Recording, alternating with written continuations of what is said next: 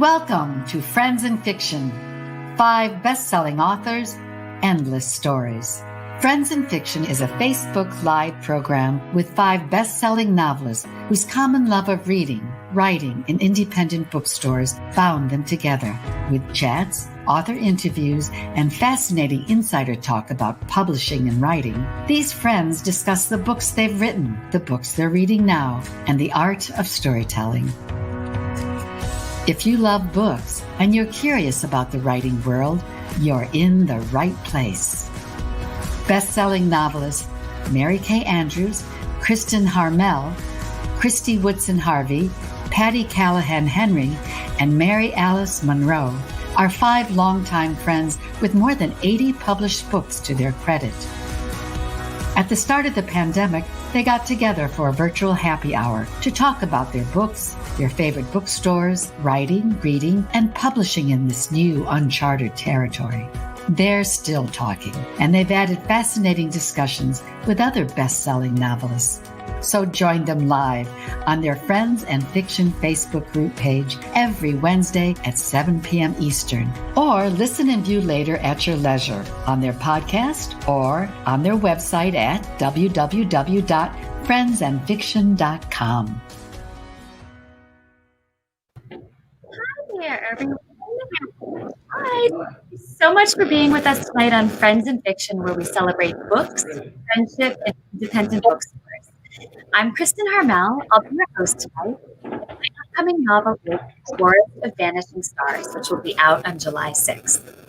I'm Kristy Woodson Harvey, and my upcoming book is called Under the Southern Sky, and it releases April 20th.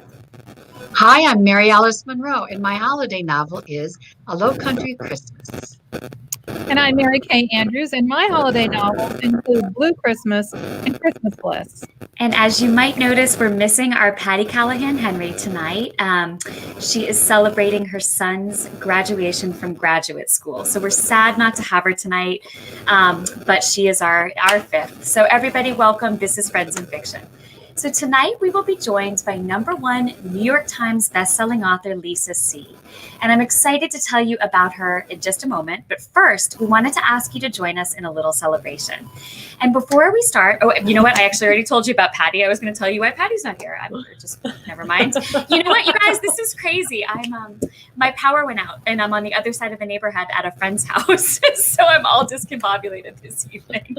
But in any case, last week we hit 25,000 members in our Friends in Fiction Facebook group, which is so incredible for all 5 of us.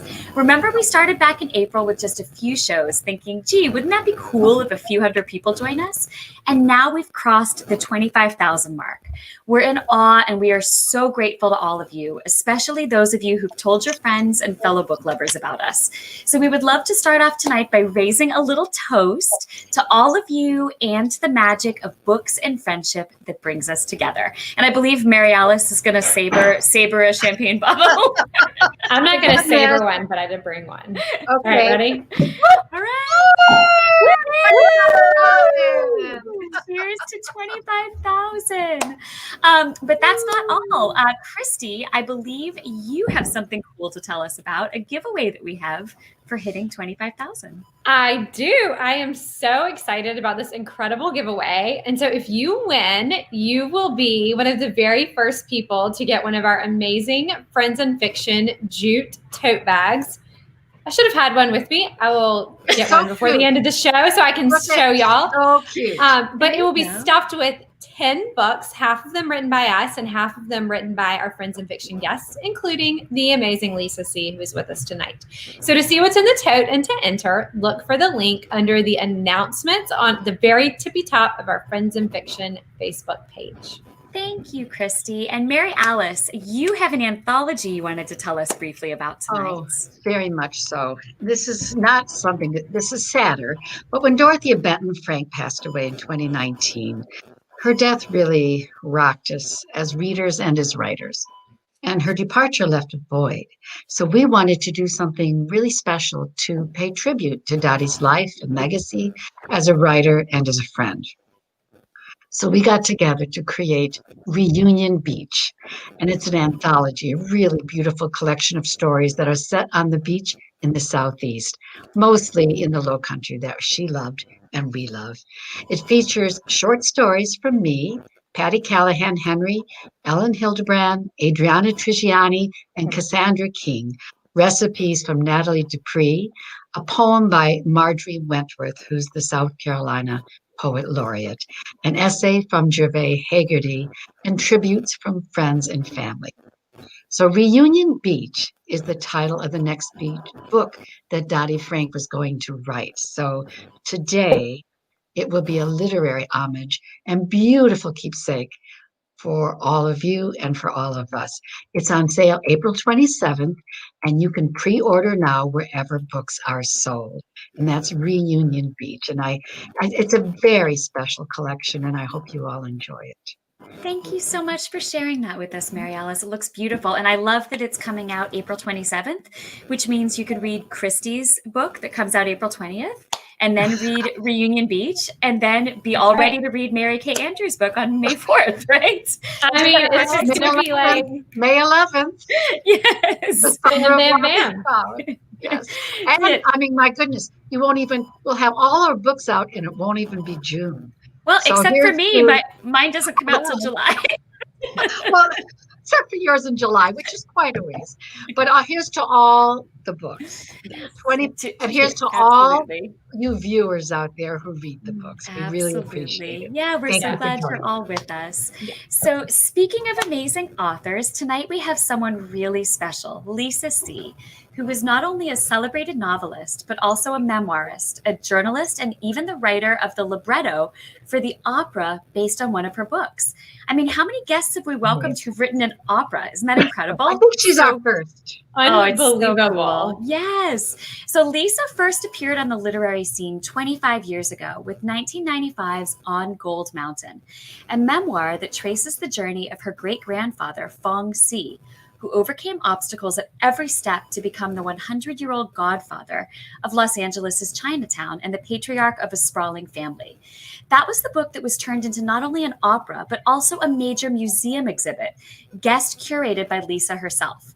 And that traveled to the Smithsonian in Washington, D.C. I will tell you, none of us up here have had that experience with their first book, right? Right? What are you saying, Kristy? I'm a little bit in awe. Yeah, exactly. Oh, So the research for On Gold Mountain inspired Lisa's first novel, which was 1997's Flower Net, and since then she has not slowed down. Her more recent novels, including Dreams of Joy, The Tea Girl of Hummingbird Lane, and Snowflower and the Secret Fan, which was made into a major motion picture, have honored forgotten stories, Chinese culture, and the bonds between women. Her most recent, The Island of Sea Women, is about the freediving women of South Korea's Jeju Island, and we can't wait to hear all about it. So welcome, Lisa. Yay! Hello. Hi, Lisa. Hello. Huge congratulations on 25,000 people, and I wish I had some champagne here. Yes, I know. We just sent you a bottle, Lisa. I just have a cup of tea, but Lisa, you mean you didn't get champagne in the green room? I Champagne. didn't. What is Sean falling down on the job? That's crazy. Lisa, we are so happy to have you with us tonight. So before we dive into our chat tonight, we wanted to quickly share with you our bookstore of the week. So tonight, our bookstore is Vroman's in Pasadena, California. As Southern California's oldest and largest independent bookstore, Vroman's is an institution and a literary landmark. If the store sounds familiar to you, it's because we also talked about them 2 months ago when Leanne Dolan chose them as her favorite bookstore too. They're that amazing. We have multiple big-name authors wanting to work with them. They've been in operation since 1894. That's the year that Grover Cleveland was president, Hershey's chocolate was invented, and Coca-Cola was bottled for the first time. So how cool is that? In fact, California— Best year ever. Right, best year ever, no kidding, and Romans.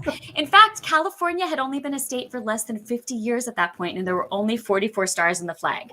So they've been around for a while, and as you might guess, they are an incredibly vital part of their community. And this week, they're offering 10% off books by Lisa and the Fab Five with the code FFHH. The link is on our Friends in Fiction Facebook page. We do hope you'll consider supporting Vroman's or another local bookstore, even if it's just once in a while, because you really can make a difference in keeping some of these stores with these amazing background stories open and thriving. So ladies, the holidays always feel crazy, but for me, it's so nice to land in this place of solace every Wednesday night. I mean, I know we're putting on a show here, but once the clock strikes 7 and we get rolling, I kind of take a deep breath and relax every night, except when my power's gone out. I'm not as relaxed tonight, but I normally find solace here because I'm with some of my very best friends. I think that every year during the holidays, taking a little time for self-care is important, but this year it's more crucial than ever. So I would love to hear what you're doing this month at the end of the craziest year we could have imagined to take care of yourself. Is there something small that you've been able to work into your routine when you need to take a breath? Lisa, do you want to start?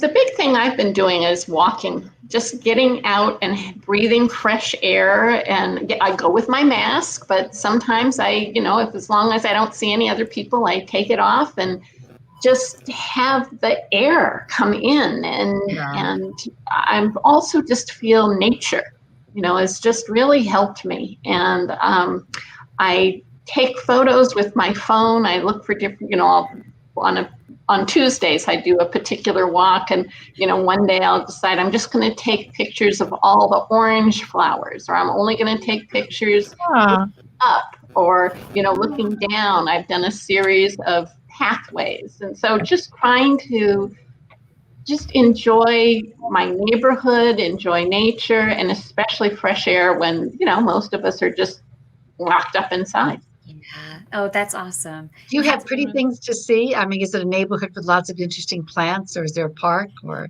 well, I'm in Los Angeles, so we have sort of summer all year, but there are seasonal differences, and I don't know, I never get tired of palm trees. Yeah, I know. Either. Yeah, I love them. That's so true. Kristy, how about you? What have you been doing to kind of take a breath? So this is kind of funny, but it's been sort of rainy around here and cold. And so we haven't been doing a lot of our normal outdoor stuff. But so every night, little Will and I have been playing ping pong, which is really fun. And then, this is going to sound so silly, but we've been playing a lot of Connect 4, and Connect 4, I just never really thought of that as no, there's a lot of strategy that goes into Connect 4, and he is really good at it. So, I mean, we will have these games that will last for you think of Connect 4 as taking 45 seconds. We will have these Connect 4 games that last for 20 minutes. Gosh, that's funny. So I've been doing that. So it's been kind of fun. And this sounds like the opposite of what you just said, but I've been writing something that I just want to write that I'm not even under contract for. And that has just felt so fun and yes. Yes. Kristy, I have to segue into that. That's what I'm doing. Yeah. I finished contracts, although a copy of it's just landed on my desk. So that kind of put a stop on it. And, we want it tomorrow, that kind of thing. So that's a blink. But I have a book I've been working on really for 18 years. And every Christmas I pull it out and then I have to put it away because you're under contract. I'm determined to finish it this year. And to me, it's a purification. I mean, it's just pure pleasure, and it'll sell, but if it doesn't, I wouldn't care, but you just want everyone else to read the book. So that's kind of when you write books, you just write them, you don't write them just for yourself. You want it to be read. Yeah. And the other thing that I'm doing, which is so self-indulgent, and I just have to confess, I love this time of year, not tonight because it's Wednesday night, but otherwise we watch a Christmas movie. I love it. Perfect. It's so self-indulgent, and it's me and my sisters are here and my husband, and we've been doing a lot of Dickens classics, which are fun, and of course every Christmas Carol ever made, but also some of the new stuff that's out and the favorites. It's just every night everyone gets to pick a Christmas movie, and I have to tell you, it's been delightful. I love that. Yeah, that's wonderful. How about you, Mary Kay? Well, naps. That's so decadent. Necessary. I'm a big napper. And bird watching. Our house is in a pretty quiet. It's an in-town Atlanta neighborhood, but it's very green and leafy, and our house sits on an acre with tons of trees. And so I've been bird watching. My husband puts out the bird feeders, and we ooh and ah. Oh, there's a pileated woodpecker, or there's a bluebird. I love that. Yeah. So yeah. And the bird count's coming up. The Christmas bird count. Yeah. So basically, I'm doing the things that 90-year-old house family do. Hey, If I took up crocheting, it would be the perfect trifecta for old ladies. Well, if it helps, Noah is very newly into bird watching too, but only because we did a jingle ring with Santa the other night where you get to video chat with Santa. And Santa told him, it was so great. And Santa told him that the reason he knew that Noah had been a good boy and was on the good list was because all the birds watch out for his behavior and report back to Santa. So that is adorable. We've been very aware of birds the last few days. That's so cute. Yeah, it was awesome. So all of you out there, we're all so glad, and we hope that this that joining us here at Wednesday nights or on Wednesday nights is kind of something that brings a little bit of joy or breathing room to your life too. We like to think that that this is a nice gathering place, and we're also happy to see you and to know that you're here. So enough of that. I bet you are all looking forward to hearing from Lisa tonight. So without further ado, let's dive in. And if you have questions for Lisa while we're chatting, you can ask them in the comments and we'll pull one or two. So now, Lisa, book list called your latest, The Island of Sea Women, stupendous, enthralling, and engrossing. What's pretty great, right? Stupendous. We don't get that all the time. Stupendous is like a pretty strong word. Stupendous word. It is a stupendous word, exactly. So Lisa, on that note, can you tell us a little bit about what made you decide to explore this story and tell us a little bit about it? Yeah, so I was going back now about 10 years. I was sitting in a doctor's office flipping through magazines like we all do, when I came across one tiny article, one small photo about these diving women who live on an island off the tip of South Korea. And these women for centuries have been free divers. They take deep breaths, they dive down about 60 feet. That's deep enough to get the bends. They stay underwater 2 to 4 minutes and they harvest seafood. So they're the breadwinners in their families, and their husbands stay home, take care of the kids, do the cooking, take care of the elders, take care of the house. So it as recently as the late 1970s, there were still about 40,000 of these women divers. They would retire at age 55 if they lived that long. It's very, very dangerous work. Today, there are only about 4,000 left, and the youngest one is 55. So most of them are in their 70s, 80s, early 90s, doing this amazing work. And so I have been interested in stories that have been lost, forgotten, deliberately covered up, particularly about women. Mm-hmm. And this just fit right in with that.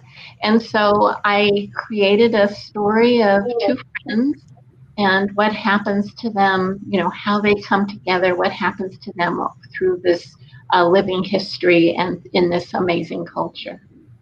Oh, that's wonderful. It's such a good book, and I think it's a beautiful story. Oh, it really is, and we can't wait to ask you some questions about it and about some of your other work. It's a stupendous story, is what it is. It is stupendous. Yes, in fact, yes, stupendous, enthralling, and engrossing. If I just had to pull 3 adjectives out of thin air.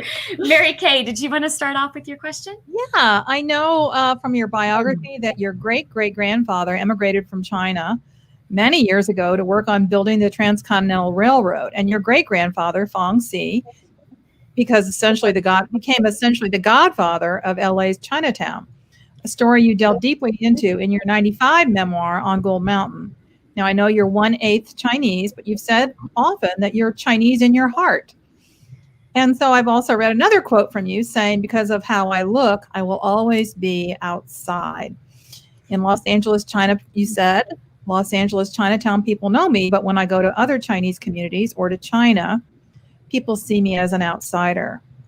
When I go into the larger white community here in the US, people look at me and talk to me as though I belong, but inside I feel foreign. Can you talk a little bit about that duality of being an outsider and then an insider in different cultures and how it's affected your writing? Yeah, what a great question. And of course, whenever I hear things that I said or wrote a long time ago, it's always interesting to sort of look at them again 25 years later. But, I did grow up in this very large Chinese American family here in Los Angeles, where I have about 400 relatives. And there are about a dozen that look like me, the majority still full Chinese, and then the spectrum in between. And so when I was a little girl, when I looked around me, what I saw were Chinese faces. What I experienced was Chinese culture, Chinese language, Chinese tradition, Chinese food. And of course, that's why I write the kinds of books that I do. But I do look different. And I think that this has really had a huge effect on my writing because I want to sort of disagree with something Mary Alice said earlier, that when I'm writing, I'm actually not thinking about sharing it with an audience. It's usually a very personal journey for me. And I can never believe that anyone's going to read what I've written. So it's very much about sort of what I feel and what I'm wanting to explore within myself. And I think a lot of my books have really been about that. Like, what do I know? What do I not know? How do I fit into this culture? How do I not fit into it? And I would say from all of my books, the one where that's most apparent, apart from On Gold Mountain, would be The Tea Girl of Hummingbird Lane, which looks at adoption from China. And I really thought a lot about these young women, as babies, adopted by families here. Some of those families are Chinese, but also, a lot of them are just white families and might be in small towns around the country where that child might be the only Chinese face in her family, in her class, in her school, in her church, synagogue, the county fair. And I really wondered, did they have some of this sort of a mirror feeling to what I have, which is I may look like this, I'm for them, I have a Chinese face, but am I American because of how I was raised? Am I Chinese because of how I look? Am I Chinese American, or am I something else? And that's what led to that particular story. So I feel like this background is always permeating my books, and that I'm kind of always looking to see, where do I fit in? Where do I not fit in? What do I know? What do I not know? What happens when you run out of stories about that, when you figure that out? I don't know. Gosh, wouldn't that be nice to figure it out? When can any of us figure anything out? We're always, I think, on a personal journey. I don't think that ever changes, and maybe you have different questions or they evolve. I think another theme that's come up in my books over and over again is the theme of forgiveness. You could ask my husband or anyone in my family, is Lisa good at forgiveness? And the answer would be a big no. So you're not big Lisa mad. I keep coming back to over and over again. And I feel like in some of my books, I've kind of tiptoed around it. Yeah. In Snowflower and the Secret Band, two best friends, a bad thing happens, they split apart. Spoiler alert, Snowflower dies. And so she can never forgive Lily. So the end is really about atonement. In Shanghai Girls, two sisters, a bad thing happens, they split apart.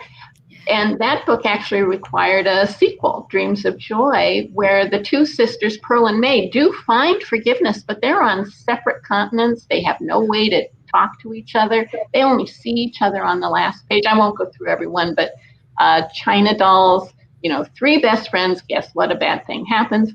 But they never forgive each other. But the circumstances of their lives require that they work together.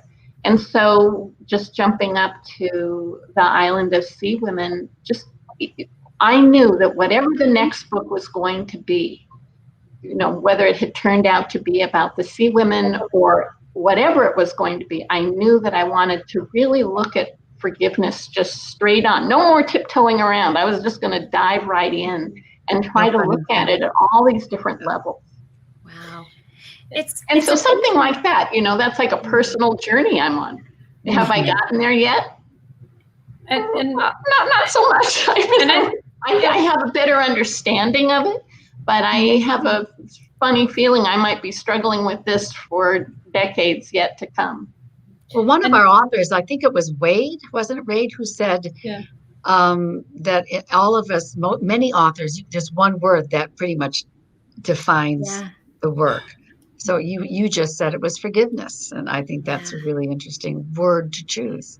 That centers your work. It's fascinating that you say that too, because I think in the Island of Sea Women, not to give anything away, and you did this so beautifully, but in the moment where some bad things are happening, it seems unforgivable. It seems unforgivable. And so it's very interesting what you did there. No spoiler. Without giving anything away. And I think it's fascinating though, how we were working through our own personal issues through our writing. And I don't know about all of you, but I feel like I was doing that before I realized I was doing it. Was it the same with all of you? Yeah. Well, and I can say something to add to that. There were, a few years ago, my publisher bought up some of the books that were out of print and re-released them. And, one day they came in a nice box. They had these really beautiful jackets. If those books that had those pretty jackets way back when, maybe somebody would have bought them. But, but I started flipping through, and I don't know about you all, but do you ever go back and read your books? Really? Not, I don't. And so I started flipping through, and what was so strange was I didn't necessarily remember characters. I didn't necessarily remember the plots. Every once in a while I'd think, oh yeah, this is pretty good. But not surprise yourself. This level. But what amazed me was that whatever page I opened to, I remembered exactly where I was emotionally. Oh, wow. And I don't think of my books as being autobiographical, but I could see things like, oh, this, my son had just gotten in trouble at school, or my husband and I had just had a disagreement, or something happened with my mother.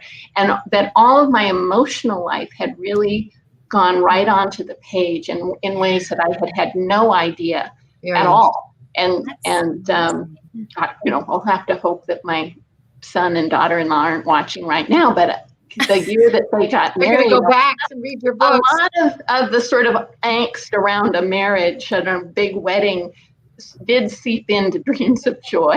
And so I can open that and think, oh, I remember that was like right before the shower or whatever it was. That's neat. But what a cool snapshot in time of where you were and how you were feeling. Mary Alice, you had a question, I think. I do. Lisa, we had Sue Monken on the show last month, and I know she's one of the people who really spoke highly of the Island of Sea Women. And to quote her, she said, "No one writes about female friendship, the dark and the light of it, with more insight and depth than Lisa C." And then Krista Hanna, who also came on the show, said, quote, "What's really remarkable about this novel is the characters. Two women whose lifelong friendship is tested during impossibly difficult times." So I was hoping you could talk a little bit about why you choose to explore female relationships in all your novels, and has the writing of the books deepened your own understanding of relationship with the women in your life? Yeah. So I am a woman. I write about women. You all are women. I bet most of the people watching tonight are women. And as you all know for sure, women writing and being published is still, pretty recent phenomenon. Yes, you can go back in history and you have the Bronte sisters and Jane Austen and George Eliot and Emily Dickinson, but it's really not until you get to Virginia Woolf about 100 years ago that women start to get published. And even today, more men are published than women, and men get paid more than women.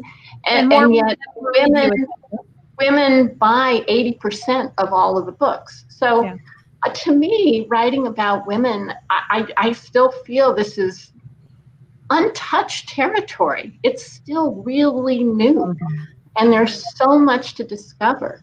And so I'm just personally really interested in female relationships, mothers and their children, sisters, friends. And I keep coming back to friends, actually, because this is a unique relationship that we have in our lives. We will tell a friend something that we wouldn't tell our husband, our boyfriend, our lover, our mother, our children. It's unique. And whenever you have something like that, where you are opening yourself up, you are completely vulnerable. And of course, some bad things can happen when you're completely vulnerable. Yeah, you're absolutely right. And so I guess what I would say is I'm very interested in female relationships, but whenever I sort of see the dark shadow side of them, that's where I want to go. And you do that so well, and it's such a rich area to explore. Absolutely. And it's also so hard. Let me just add, it's so hard to explore because you're putting really painful topics up front and forward. But what's beautiful as the reader is that we all know where that's coming from. Yeah. It's rich water because it's universal. Right. So and some of us have had friendships, since we were children that last forever. And sometimes we have people who kind of come and go in our lives. When our kids are in elementary school, you become friends with the parent, the mothers in that class. And, later on, they kind of drift away and new people come into your life. And so it's this kind of continuum. And it does last throughout our entire lifetimes. Yeah, that's such a good point. Very true. Kristy, I think you had a question too. I do. I have read that to research your novel, Snowflower and the Secret Fan, you traveled to an area of China so remote that you were told you were only the second foreigner to ever visit. Can you tell us a bit about what that was like and what you discovered while you were there? Well, let me just start with, do I look like a camper? No. So this was, they had a little hotel where I could stay, but I was given a choice. Either they could lock me in the room at night or I had to sleep with the door open. I was the only woman staying in this little place, but I chose to sleep with the door open because I just couldn't deal with the idea of being locked in a room. You have to eat what they give you. And so, dinner that night is pig penis. It is what? Did I hear that right? You heard me. Now I'll just say well, of course, you know what I'm going to say. It's not bad. It's just like chicken, only quite a bit more chewy. No! Yeah! Oh my goodness. It was an extraordinary experience. When I was there, I got to interview at that time, the oldest living Nushu writers. This is the secret language that these women in this one remote county of China had invented, used, and kept a secret for 1,000 years. And she died about 3 months later. So I was so fortunate to get to interview her. She had bound feet. And so she talked to me about the time in her life before her feet were bound, what it was like to have her feet bound. She showed me how to make bound foot shoes and, the whole process, which I did write the whole thing in Snowflower and the Secret Fan, and then ended up taking most of that out because the novel wasn't a book about how to make bound foot shoes, but just to have those kinds of details in there and to hear them from someone who had lived it was just extraordinary. What I think was one of the high points of my entire life, and I learned so much from her. Oh, what Actually, I hope you do publish some of that information because it's a rarity that you have it. Yeah, I do have a lot of things like that up on my website, good to know. Yeah, for each book, I have a step inside the world of. So step inside the world of Snowflower, where, I'll have videos and documentaries and photographs and maps and all kinds of things like that. So people can, do extra exploring. That's wonderful. I'm so glad we got that out so we can all visit. Yeah. Well, and it's such a perfect thing to visit now when we're all stuck at home and we're craving that kind of travel and exposure to the outside world. So yeah, lisac.com. It's fantastic. I am not craving pig penis though. I'll just tell you that. Right, exactly. You don't have to do that at home. Just let me just tell you that they didn't tell me what it was until I'd been eating it for a while. And then I was like, oh, That's like when I went home with my college roommate who was Chinese, and I didn't know I was there for Chinese New Year, and her mother gave me this soup and said, you have to drink this. This is good luck. And I'm like, well, what is it? And my roommate said, I'll tell you later. And it was bird nest soup. Oh, right. Okay. Which was quite and this was the real thing. But that's a real delicacy. That's right. It was a big delicacy, and it was an honor that they were sharing that with me. But when I found out what it was made out of, I was like, wow, that's some of the things that we think of, that we think of in other cultures make us kind of squeamish. Those cultures look at some of the things that we eat. Sure. Oh, how could anybody eat do it? cheese? That's like in China. So true. Historically, they didn't eat any, kind of dairy products, right? And the way they looked at it was like, why would anybody eat something that's made out of cow mucus? Right. Yeah, that's a good point. I agree. I think my biggest challenge is when we were in China, I ate insects for the first time. Yeah. And, and I like to try things, and they were crispy. I mean, they didn't have a whole lot of flavor that I remember, but they were supposed to be very high in protein.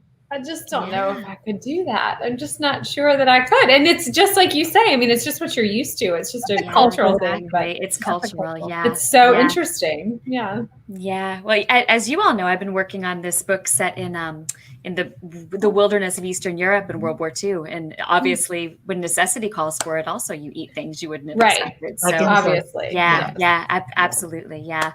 So Lisa, there's a question we ask every guest we have here on Friends in Fiction. And I'm especially interested to hear your answer tonight, because I know your mother, Carolyn C., was a celebrated writer too.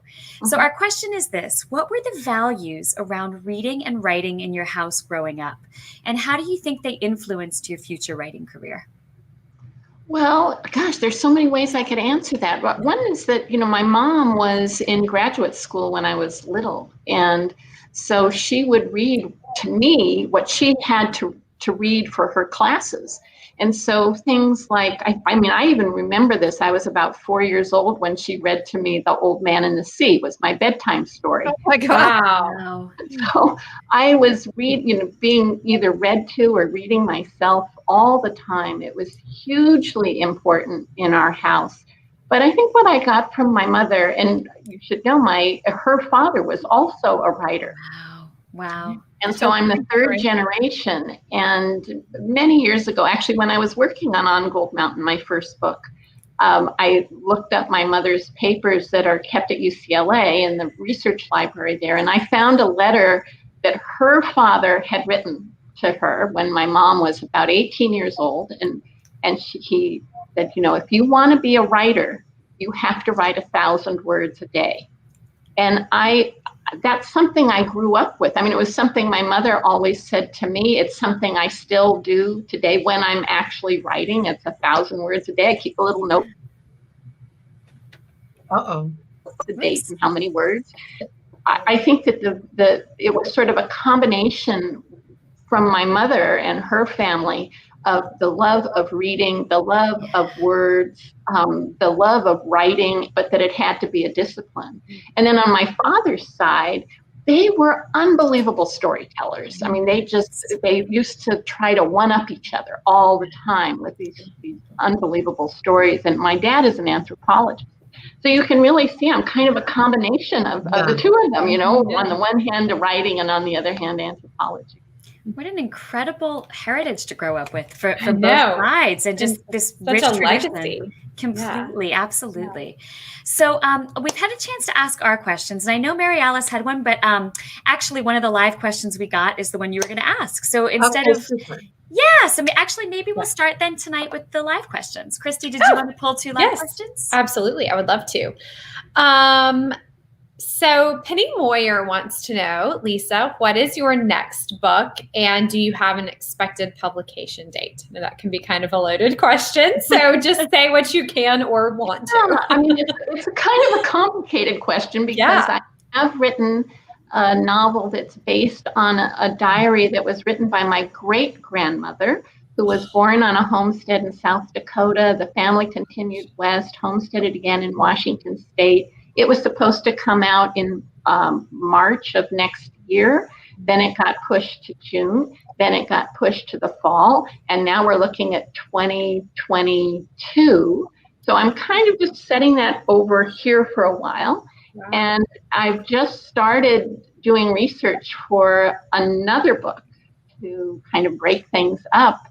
And we were all talking about this a little bit before we went live. The complications now for doing research. You know, I can't go to the places that I would ordinarily go, and certainly not this year, not next year, and not likely for the year after that.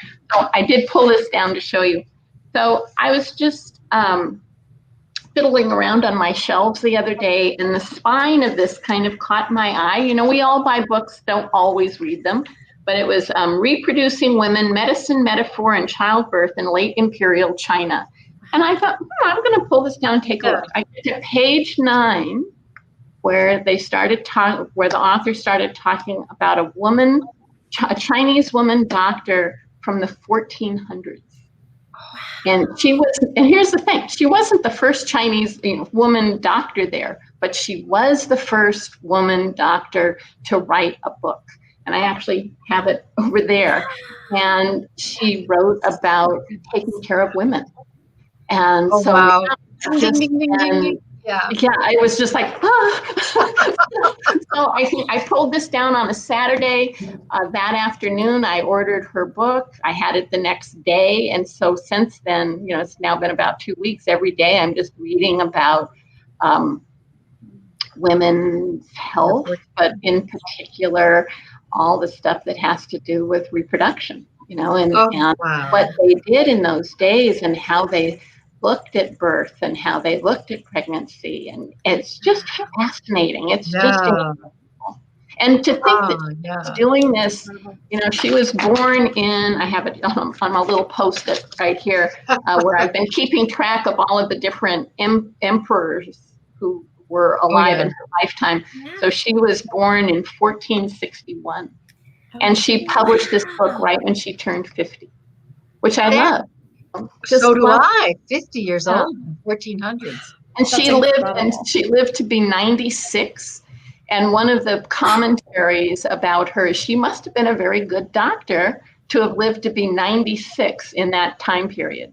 Well, you have to promise us, Lisa, you have to promise us that if you find out any special things she ate or did to live to be that old, you'll share with the rest of us. And unless it's pig penis. Soup. I mean, one of the things that's sort of, I don't know how much all of you know about Chinese herbal medicine, but you know, a lot of the remedies that are used today do go back about 1,000 years. And so some of the ones that she used, she has recipes for them, are things that are still used today in Chinese herbal medicine, which is just amazing to me. I had an incredible experience with Chinese herbal medicine. It was something that Western medicine just could not fix. And I went to a traditional Chinese medicine practitioner, and it was the most unbelievable thing that's ever happened. So you just, what they were doing hundreds and hundreds of years ago, sometimes is still the best thing. It was incredible. What a great basis for a story. I know, and it's sort of a funny thing, like walking by and it kind of jumped out at me. So that's how it happens. That's when genius strikes. It is. It found you.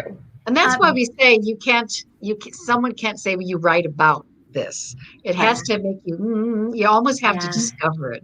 And it sounds like you did. It's amazing. Mary Kay, you had a reader question.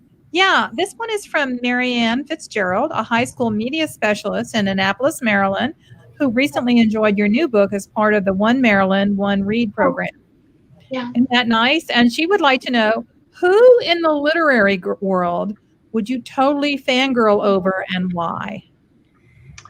Well, I think it would have, first of all, I'm so glad you joined in. The Maryland project was so much fun for me. I really enjoyed it. You know, that was supposed to be a live tour, and I was supposed to be in Maryland for about a week.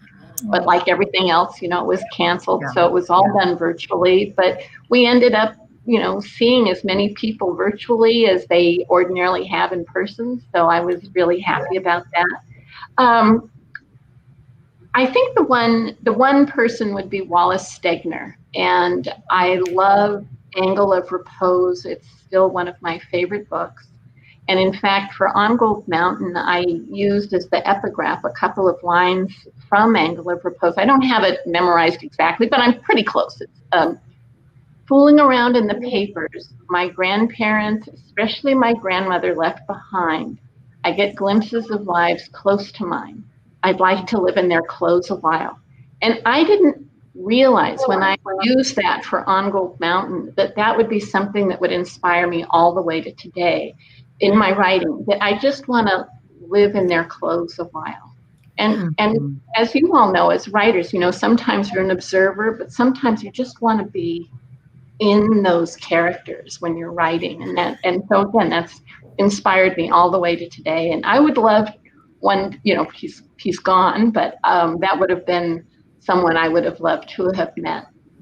Oh, yes. And just to see, because he did, I don't know that people classify him as a writing historical fiction, but so many of his books really were. And so how he approached that, what he felt was valuable, what he chose to use, what he would discard, that would be a really meaningful conversation for me. Yeah, absolutely. Mary Alice, you had a reader question too, I think. Yes, our friend Anissa Joy Armstrong says, I believe this beautiful book, The Island of Sea Women, was very research intensive. So how long did the research take? And I'm just going to add, in that research, what was your most surprising discovery? So each book takes me about 2 years. The majority of time is spent on the research. The writing is actually the least amount of time, and editing is somewhere in the middle for me. And, I spend time in research libraries. I talk to scientists and academics and, researchers. But the main thing was to go to Jeju Island and to interview these women. And I was particularly looking for women in their late 80s, early 90s, women who had lived through this unbelievable length of history, a very dramatic history on the island. And I don't know, there were so many of these women who I just loved, but one of them, I remember as I approached her, she was sitting on the beach gathering and sorting the seaweed that had washed ashore overnight. And as I approached, she shouted out, I was the best Henyo. Henyo is sea women. And I was, they all say that, they all brag, oh, I was the best. No, really, I was the best. And there's like a whole hallmark about them, how they love to brag about how they're the best. But she may have been, because when I went to the Henyo Museum, they had big photographs of her in the galleries. They had a documentary about her that ran on a continuous loop. Anyway, there was this one point when she leaned forward, confiding. She said, I was so good under the sea, I could cook a meal under there. Oh my gosh. And I was just like writing that down. Like, this is, yes, I could never make that line. And so it is something that in the novel, Young-suk brags to the other women. Now, did you have an interpreter, Lisa? I actually had 4 different interpreters. Wow. And they one, I thought of as being kind of the official interpreter. She was with me when I, met with the governor of the province, when I met the head shaman of the island. Then another one who, a young girl who, a student who was with me when I was interviewing the women on the beach. And there was this really sweet thing that kept happening with her. So these old women sitting on these little cushions, again, sort of sorting in the algae and seaweed that's washed ashore. And there would always come a moment in the conversation where the woman would say to this girl, oh, could you hold your cell phone to my ear? Shouting, because their ears are really damaged by being under the water. But could you hold your cell phone to my ear? I need to call my son, my grandson, my nephew. You're so pretty, and he's looking for a wife. I have photos of that on my website, but I also used it in the opening scene. Yeah, I love it. And that's how Young-suk, kind of gets rid of. Of course, I remember. Have this girl call, and then another woman who was the first woman in her family to be educated. And so she became on all people Ezra Pound. And she took me to meet her mother, who was 93 at the time. And her mother was the daughter of Japanese collaborators. Oh. So a lot of that interview and a lot of what had happened to that woman did kind of go into Mija's story in the novel. And then I guess, so they, these different interpreters had sort of different purposes. And what I think is great about that, because I've, had to have interpreters for all of these books, is that I never want to have someone who's like a professional, because when you have someone who's like a young woman, in that one instance, she had this very sweet way of talking to these older women, and would, I'd say like, what were the traditions around childbirth? And she, I could never ask that. And I thought, well, just go ahead and ask. What about like the first time you had sex? Oh no, I could never ask that. But then when she would ask it, she would get these fabulous answers. And so to have something that's more colloquial, and instead of kind of official UN, right, is so valuable. Absolutely. Oh, I love that. So, Lisa, one of our favorite parts of our weekly show is receiving a writing tip from our guests. And of course, as we were just talking about, you write these just beautiful, well-researched novels. And I know we're all dying to hear what you have to say. Would you mind sharing a writing tip with us? Yeah, my number one writing tip is the one that my mother passed down and my grandfather passed down, which is to write 1,000 words a day. And at the end of a week, you'll have 20 pages a chapter. If you can only write 500 words a day, you'll have at the end of the week 10 pages, at the end of 2 weeks a chapter. But the other thing I would say, because I'd already talked about that one before, is to be passionate about what you're writing. I always say that this is, writing a book, it's more like a marriage. It's not a one-night stand. You're in it for the long haul. And there's so many ups and downs, as you all know, with writing and publishing. And if you're really passionate, again, it is like marriage. You can weather those ups and downs that happen in the writing, that happen when the book comes out, that can happen 10 years later when you're still talking about a particular book. So to just be passionate and remember, you're in it for life. It's a marriage, not a one-night stand. That is such a good way to put it. Absolutely. Thank you, Lisa. So we have a few announcements, but do stick around because we have one more question for Lisa at the end. So Kristy, can you remind people about the bookstore of the week, please? Absolutely. So our bookstore this week is Vroman's in Pasadena, which, as Kristen told us earlier, has been open since 1894, which is just unbelievable. Yeah. They are renowned for their excellent customer service, extraordinary staff, extensive inventory, and wide range of gifts. And this week they're offering 10% off of our latest releases and Lisa's with the code FFHH. And we just wanted to remind you, especially when you're doing your shopping this holiday season, to think about your independent bookstores and the local stores in your community. There was a recent poll conducted by the Small Business Majority. And this is a really sad statistic, but more than a third of small business owners reported that their businesses were unlikely to survive past the next 3 months. So when you're thinking about making your purchases this year from your independent bookstores or anywhere in your local community, it's so important that we really do support those places, and we really can make big changes when we do. Awesome. Thank you, Kristy. Absolutely. Mary Kay, can you remind everyone about our YouTube channel and our podcast and what we have in store this week? Yeah. So many of you have asked where you can find the previous episodes, and we know it's a little bit tricky finding the previous episodes on Facebook. So we have launched our own YouTube channel. We are not doing TikTok dances. Don't look for it. But why not? Well, you guys go ahead. Yet. We're not doing them yet. Yeah. Yes. Never say never. The YouTube is where you can find our shows dating back to the end of May. You can also watch our weekly shows live there. And you'll find the link on our Friends in Fiction Facebook page under announcements. And since we're on a mission to dominate the world, with literary magic and sprinkle happiness and bookiness.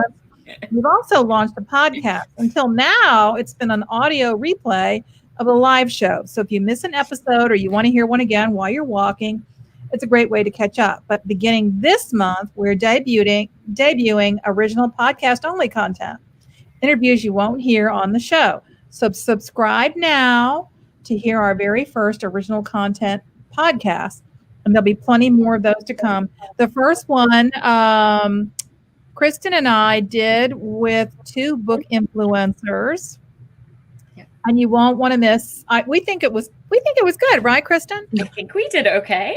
I know y'all were amazing. I can't wait to hear it. Everyone will have to tune in and find out. And I think that drops on Friday, right? I think that's Sean coming said on it Friday. was stupendous. It was stupendous. Word of the day. Maybe engrossing.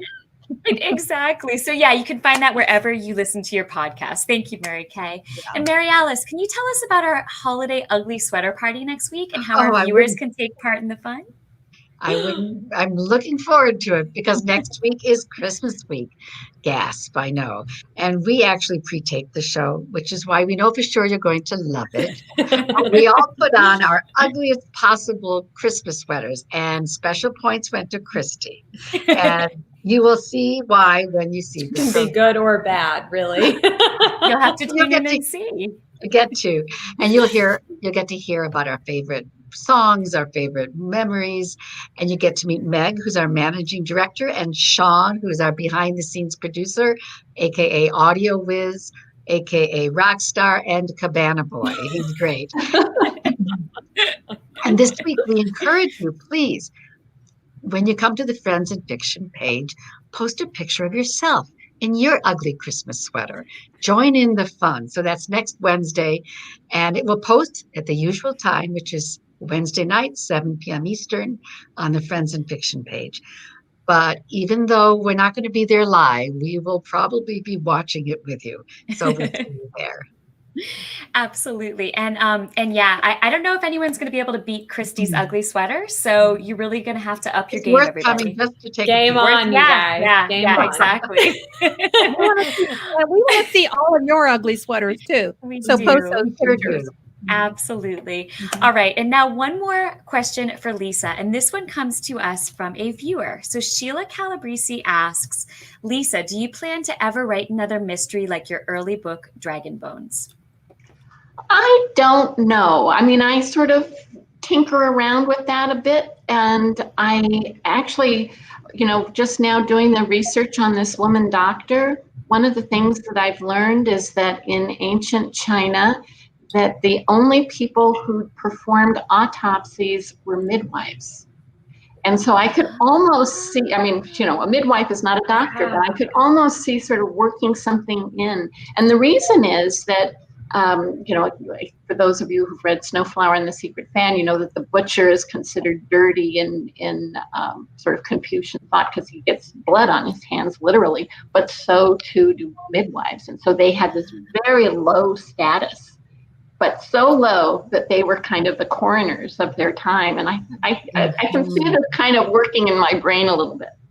Oh my gosh, Lisa, Yeah, I can see that. I feel like we could talk to you for hours. You have Me so too. many fascinating I have so many things I want to I ask just you. want to come and play with you guys every week. That's how I'm feeling over here. Yeah. All right, So deal. much to So say. we'll just make it the Lisa C show. So everyone tune in all of 2021. I for the just want Lisa to be C a little show. box, and I'll just tune in. I'll have to go find Maybe it. she can respond.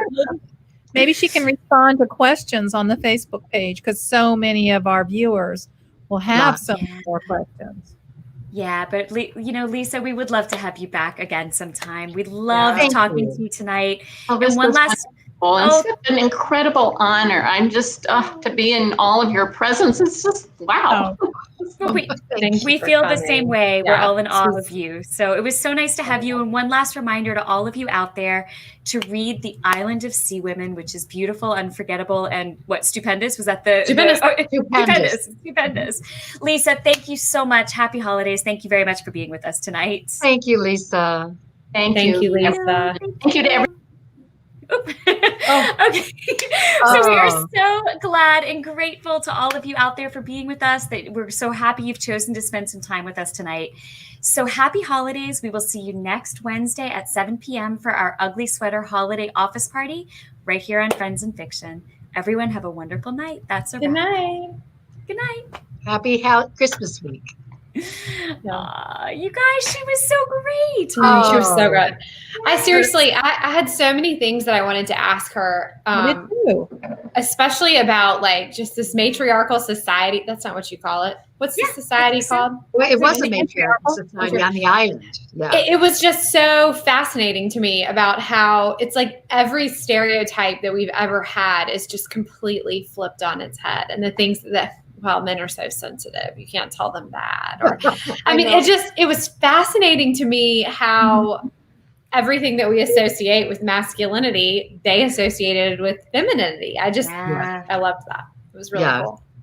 And she does write about the dark side of women's friendships too, and she writes so honestly about it. I think in a number of her books, which is, and again, it makes you resonate to it because we are women, and we know those feelings. So I thought it was really beautiful. I always, when I was listening to her talk about Asian history, it made me want to go back and write that Asian novel that I've been wanting to write for 35 years. You know, maybe. Because just all those rich differences. And I'm sure you read historical fiction, you dive into the surprises. But with a million things just go off in your brain, a million possibilities. It's so true. But, I feel like what she's doing is really extraordinary. Because, and I say this as somebody who writes World War II, but, and I think there are still so many stories that we haven't heard about World War II. Yeah. But she's writing things that we're not hearing about. You know what I mean? Like it really is a way to immerse yourself in a world that you really, but many of us have no familiarity with, which I think is just so cool. And she does such deep research. It's amazing. Like, that what you're getting on the page is truly an insider look at and how she wrote about talked about how that one young girl got the best answers, and you just know when they're coming, and that's any time in history when you're writing a book, when you're getting the good stuff.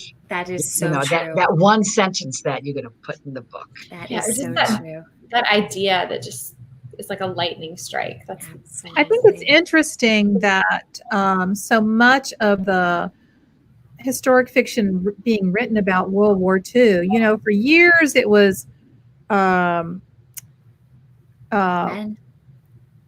not just that, but it was also, Nazi occupied France. And now you're seeing a trend, as Kristen knows, we're going to Eastern Europe. And, but I wonder, it's interesting to me, there's not so much written about the Pacific theater during World War II, historic fiction. Not yet. It's kind of it seems like it might be it could be a rich vein to mine. So I was wondering if she speaks and reads Chinese, and if she reads Mandarin or Cantonese. Yeah, those are good questions. Yeah. So she and I'll just have to team up and write a write a World War II novel together, right? That's a great idea. Yeah. No, that sounds great. Well, great, you guys. I have to get out of the hair of my lovely neighbor who's let me sit at their dining room table. I'm so glad you made it. Yeah. I know. Oh my goodness. Thank you all for being so flexible. Kristy was going to take over hosting duty, so thank you for being willing to jump in, and thanks for letting me do it after all. It's so funny though, because I feel like there's probably been a few times when one of us needed to be out, like Patty was tonight. Yeah. And every time one of us has needed to be out, another one of us has had like a major catastrophe at the last minute. Yes, I was with my daughter. Episode. Yes. Yep, absolutely. Yeah. Well, listen, I don't know who's baking cookies. I'm guessing Mary Kay is going to be whipping up magic in her kitchen. Yes. But have a great Christmas week. Have a great time. Yeah. Sounds good. Bye. Merry Christmas. And do tune in next week. Okay, bye everybody. Have a nice night. Thank you, Sean.